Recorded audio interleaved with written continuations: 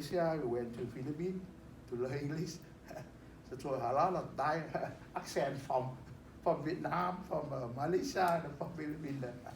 So I try to be and I be good citizen. I pay off USA already. I worked for Intel for 30 years, and I did very well for USA, and I'm happy to retire.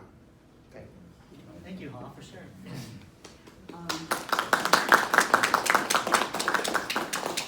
So before we go to you, Vân Lan, we have someone raise their hand. You want to Yeah. add more stuff? Yeah, I want to add some more detail. Good morning, everybody. My name is Long. I grew up in Vietnam War time, and after the fall of Vietnam, I lived for 7 years under the communist regime. Then, I escaped from Vietnam with my wife and my children. I cannot stand the life over there. And so luckily, I escaped by boat, and the communists chased my boat and shot up 3 times with a machine gun. And I was driving the boat at that time, and luckily we escaped, and we came to, we got rescued by a U.S. ship in the middle of the sea, and we went to Singapore and then Indonesia, and stayed there for 1 year. Then we fly to the U.S. And I came here, I go back to school, and I graduated from UC Berkeley as a electrical engineer. And after 30 years working in the Silicon Valley, I retire now. And during the working time, I want to teach my children about the Vietnamese history. So, but I don't know how. So I wrote a book for myself, for my children, the Vietnamese history with the bilingual Vietnamese and English in here. So I brought here too. So I will give you 2 books like this for reference. And I have first I thank you, Mr. Phong Ban, for the presentation with many detail, good detail in Vietnam. I want to add a little bit more detail that in 1945, after the World War II, the French and the Japanese returned the independence to Vietnam. And our king at that time, King Bảo Đại, he assigned a new cabinet, and that led to the freedom and democracy. So we had a good future at that time. And unfortunately, that lasted only 5 months.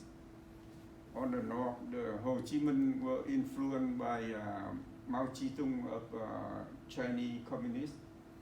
The whole tried to steal our new government. At that time, still very new and very weak.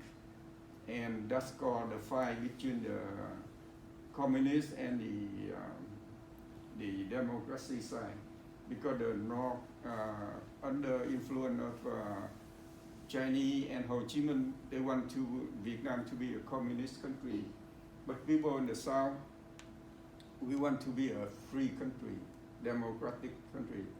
That's why in 1954, we have the Geneva Agreement divide Vietnam into 2 parts, North and South. Exactly like North Korea and South Korea right now. So the North go to communist side, and the South go to democratic side. And at that time we were 2 independent countries, but the North attacked the South, tried to capture the South with the help from Chinese and Soviet Union. And the South fight back. After 10 years, from 1954 to 1965, the U.S. soldiers come to help the South. But until 1973, we have the agreement that we stop fighting, and we start to let the South to have the free vote to choose their leader and their regime. But 1973 we signed on both sides with North and South, but only few months when the U.S. Army withdraw from the South, the North continue to attack us with more and more supply from the communist side. At that time, the South we didn't have enough weapons like I said. We have airplane, but we don't have gasoline. We have a lot of guns, but we don't have bullets. So finally we gave up, and that's why the communists occupied the whole country, and we million of us escaped from Vietnam, and about 1/3 died on the sea already. So here I am. I'm very grateful to be here, and I would like in the future the Vietnamese community. We would like to work with the police force here. We appreciate all of your service, and we would like to have a good relationship between the American Vietnamese and the U.S. police force. Thank you. Thank you very much. Okay, sorry.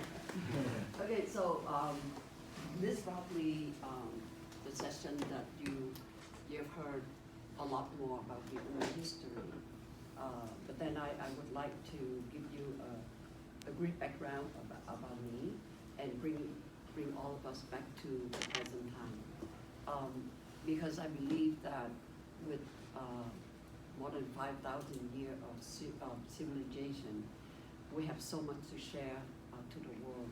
But then we really, people don't have time with everything that happens so fast, and the changing of the society and everything. We never really get a chance to communicate or share our story. So my story, just like any other refugee, Vietnamese refugee and immigrant come to this country, I think I was fortunate to be a college student when I was in Vietnam, but I finished only 2 years, not knowing that I would never have the opportunity to finish college in Vietnam, and not knowing that I once left my country and have never been able to go back. So it's been 48 years. So that is a long time. I have never been back to Vietnam, not even once. So I'm glad James get to see the country and the people in the present. But I want you to think about the life in southern Vietnam, where we have democratic government, everybody, take care of their family, and want to do very well, and put their children to school and have all kind of career. We were very happy before the war escalated to worse and worse, until the point that Ha and Mr. Long already shared with you. So in 1975, from that point on, Phong also shared with you the history. I want you to think about a different way of Vietnamese that came to this country. From, like, for example, like the first wave of Vietnamese that come here is from between 1975 to maybe early 80, where you have boat people, where you see all the boat and everything. And then we will then have different policy from the U.S. Congress to allow Vietnamese refugees come to this country. So we have the humanitarian operation, it's HO, that people that were jailed in communist prison, like re-education camp, is really prison, because they scatter all around the country in a very secluded area in deep forest or up high in the mountain, to make it very difficult for people to escape or for the family to come and visit. So then after that, we also have a program we call Emigration, Homecoming for Emigration. Children from American soldier at the time and Vietnamese women. So it's the homecoming that you will see. Sometimes you will see people that look exactly like American, either Caucasian or African American, or sometimes Latino, but they couldn't speak any English, right? Because they just came. So that's a program. And then we also have another program for unaccompanied minor, which means children that come to this country whether they don't have parent or any relative at all. And then after that is a family reunification, just like any other country that want to come to this country. So people, some people think that we just have a free ticket here, come to this country, but we are not. We really suffer. We were partner of the U.S. Army, of the U.S. In fighting to protect freedom around the world. And I think that's a very noble cause. That is something that we must do, even though it is costly and it's very complicated, right? Because you can see, and it will take us years to talk about the conflict around the world. But I also firmly believe that for each Vietnamese refugee and immigrant, each of us could write a book about our journey, because it's always long and full of tear and suffering. People were starving, people faced piracy, people died during their journey to freedom. A lot of people died at sea. You heard from Mr. Long. So when we come to this country, the reason why I share with you a different way, because people that come here with different experience. So our perception about the society or about the police will be very different. Later on, we can talk about it later. But when we came here, we lost everything, and we have to learn the language, all over, like children start grade school. So it has been very difficult. In our San Jose area, even though we have the largest Vietnamese population, there are about 57% of us still do not speak English well. That's why there are a lot of culture and language barrier when you deal with Vietnamese American, especially older population. So if we don't understand or have the bridge between culture and language barrier, that will prevent us from building a stronger relationship that we want.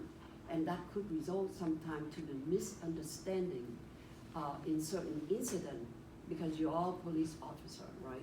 You be out in the community, you're facing a lot of incident, and you get a lot of phone call. So understand a small corner of the vast history of any ethnic community that come to this country, it would be very important to prevent, problem that could happen. But then again, that we will talk later. I just want to share with you that with all the maps that Phong would show you, we concentrate a lot in East San Jose neighborhood. So, number one, building relationship with various community, because we are diverse, right? It's very important. And with culture aspect, understanding about people culture. Just like, the Vietnamese resettle in San Jose, we live in a mixed neighborhood. So our neighbor could be Latino, could be Mexican, could be any other, race, or people come from different country. In our Vietnamese American community, we have a lot of community-based organization, a lot of non-profit group, a lot of us just volunteer. And his organization, at the name, we all try to have a united voice, so that when we share our story, with other community, we have somewhat similar belief and advocacy, you know, for the well-being of other people. So again, you can see that we all want to build a strong relationship of the community with San Jose PD. Because, you know, in Vietnam, as young as I was at the time, I still remember the slogan. We always see it everywhere, say, police is your friend. And we want to build that, right? And I've already tell you the year that I've been here. So in the mid-80s, I was fortunate enough to work with the mayor in the city of Boston. So at the time we have police, neighborhood policing. You know, it's very similar to what we want to do now. We want to be out in the community. We want to work with the community people. We want to build a strong relationship to prevent crime, to have that people who are willing to be witness to crime, to report crime, rather than being fearful, you know, of the police, and therefore there's no communication, there's no, you know, cooperation between the force and the community. So we also have a lot of churches. We also have a lot of Buddhist temples and other religions as well. So knowing some of those major religious institutions would be very helpful, right? And sometime in the future, when we have community culture celebration, like the upcoming New Year, we'd love to have you come, because it's one of the largest, one of the biggest. And everybody, not competing, but everybody feel like culturally, I want to do something. So then you have more than 10 or 20 events about, you know, happen around the same time. So New Year coming up. This year, New Year come early in February. So the first week of February. So watch for that. I know for the police, you probably have different kind of assignments, but be out in the community to really know who we are, right? And all of us already tell you, we are here for you. We want you to work with the community and work with us, and we work with you to build that strong relationship in prevention, crime prevention, because crime prevention have become very important to us. You know, some of you from other part of California or San Jose, but you all hear about Asian hate crime, right? Because of COVID happened in the past several years.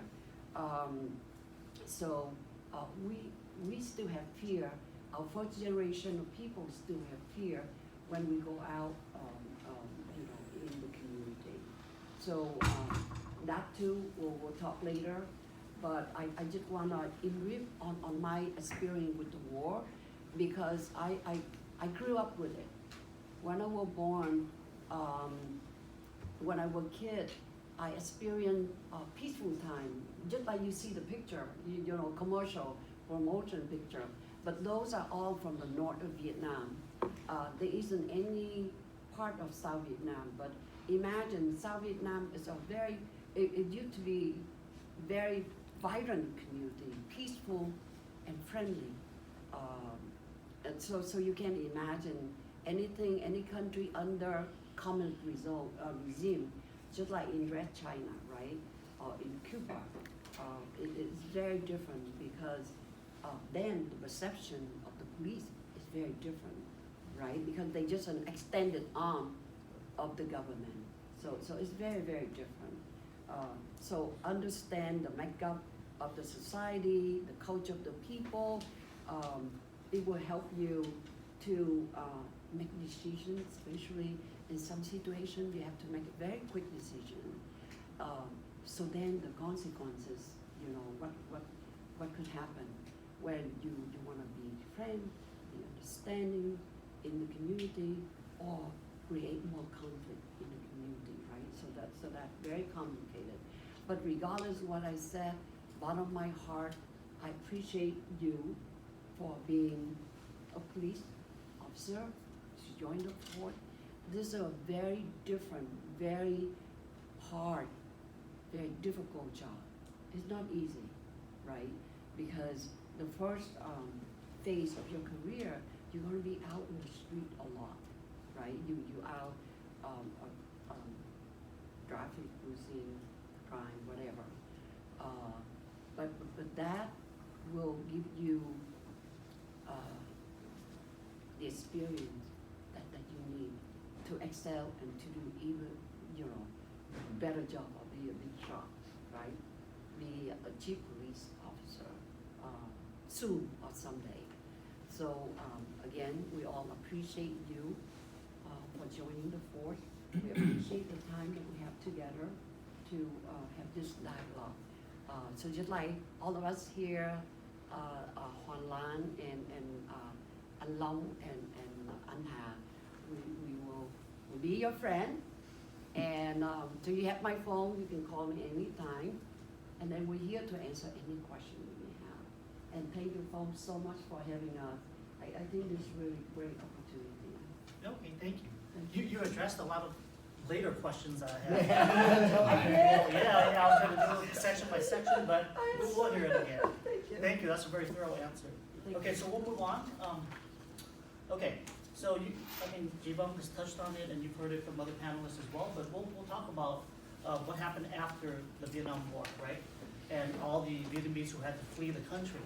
Okay, so you guys have probably seen and heard about boat people. Here's actual photos of these boats. And a lot of these boats were very small and rickety, but look, you see how many people packed into the boats, right? Like even worse than sardines, okay? Let's move on here. Okay, so after the war, 800,000 refugees fled Vietnam in those kinds of boats, okay? Between 200,000 to 400,000 boat people died at sea, right? So if you do the math, it's about 1/3 to half the people who went on these boats actually died, right? So it's not very good odds to escape the country. But people were willing to take these odds versus facing the communists and going to the re-education camps, okay? And the deaths were because of starvation, pirates from other countries, disease. A lot of these boats capsized and people drowned. Many ways and many horrible ways to die. So the journey could last from anywhere from weeks to months. And here's an interesting thing when I did my research. Families, they often fled separately, right? So like if you had a family of, let's say, 4 or 5, you would have like the mom take 1 kid and the dad take 2 kids.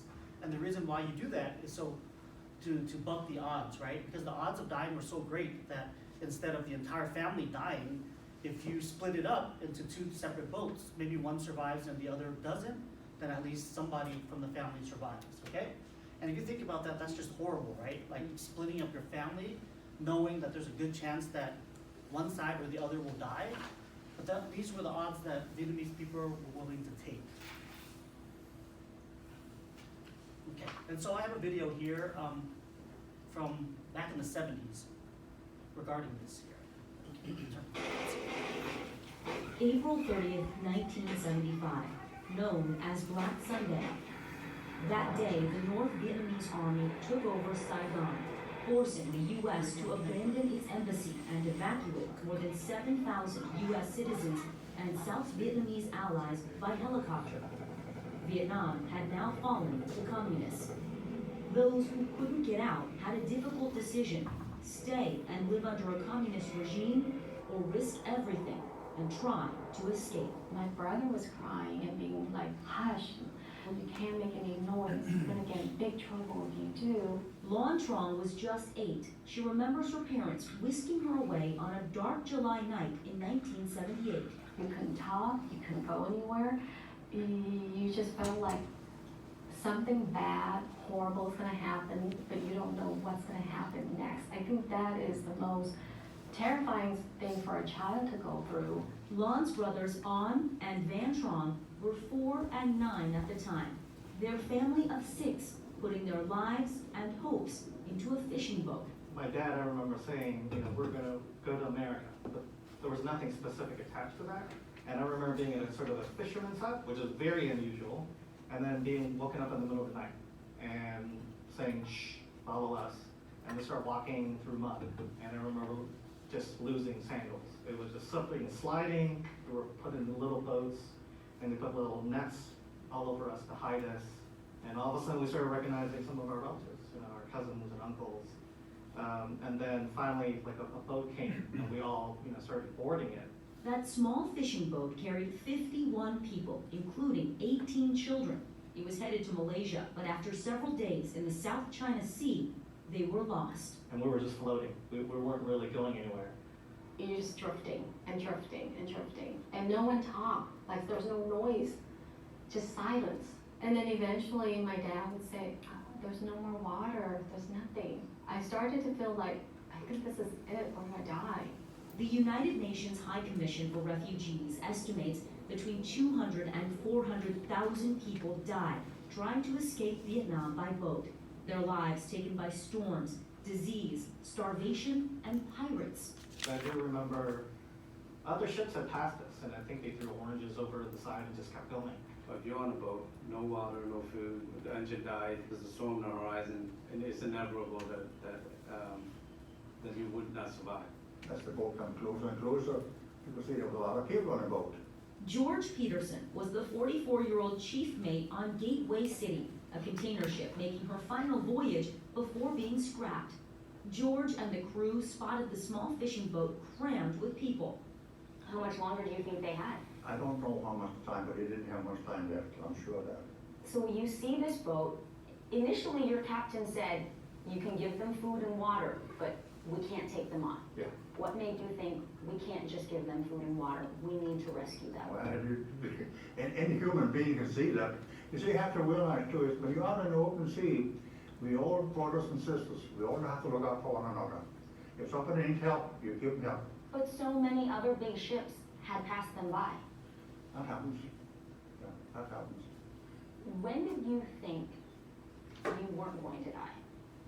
Oh, when people around me start saying, yeah, there's a ship, and we all got so excited. We were all screaming, yelling. I hear the adults begging, like, please just take us. When George came down, I just remember I have never, ever seen anyone that looked different. Here's this man that was so big and not Vietnamese. He's Danish. And I thought, oh my gosh, what is this? Like, I've never ever seen anyone outside of our country before. I told the captain, I said, look, Captain, I recommend can't leave them here. And he said, if you can't leave them here, we don't leave them here.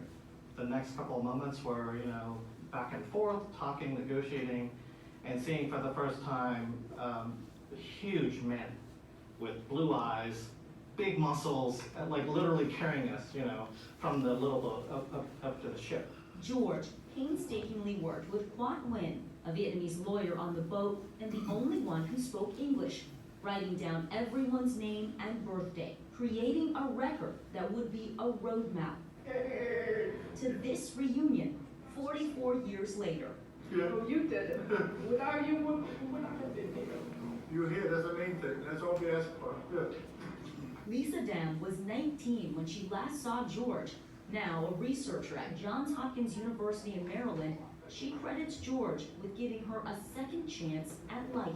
I feel that I have to be here to personally thank the man who saved our life. You have given us a chance for a new life, for freedom, and new opportunity in America.